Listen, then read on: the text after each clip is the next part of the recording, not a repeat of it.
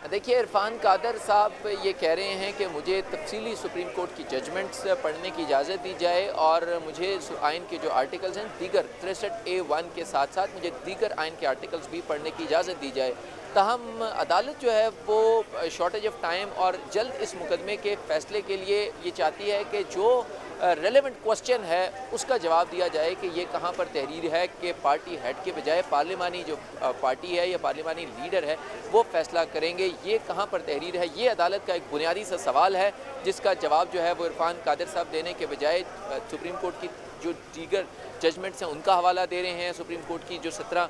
मई की जजमेंट है उसको तफसीली पढ़ रहे हैं और आइन के दीगर आर्टिकल्स पढ़ रहे हैं। इसी के ऊपर जो है वो जो सुप्रीम कोर्ट ऑफ पाकिस्तान का बेंच है वो सीखपा हुआ, वो उसने जो है डांट पिला दी इरफान कादर को और ये कहा कि आप सिर्फ हमारे रेलेवेंट सवाल का जवाब दें। ताहम इरफान कादर ने ये कहा कि मैं बहुत अदब के साथ ये इस्तदा करता हूँ कि मुझे बात करने दी जाए और मुझे मुकम्मल जो है वो अपने दलाइल देने की इजाज़त दी जाए। ताहम अदालत ये चाहती है कि हम जल्द से जल्द इस केस का फ़ैसला करें,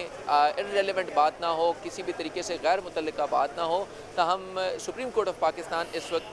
सीधा साधा सवाल कर रही है इरफान कादर से कि ये बता दें कि कहाँ पर ये दर्ज है कि आइन के आर्टिकल 63A1 और सुप्रीम कोर्ट की जो जजमेंट है 17 मई की उसमें कहाँ ये दर्ज है कि पार्लिमानी लीडर के बजाय पार्टी हेड ये फैसला करेगा। इरफान कादर जो है वो कोशिश कर रहे हैं कि किसी भी तरीके से इस मामले को जो है वो ट्रैक किया जा सके और इसके ऊपर जो है वो अपने दलाइल को लंबा किया जा सके। ताहम सुप्रीम कोर्ट ऑफ पाकिस्तान जो है वो उन्हें कह रही है कि आप रेलेवेंट पेज के ऊपर हैं और रेलेवेंट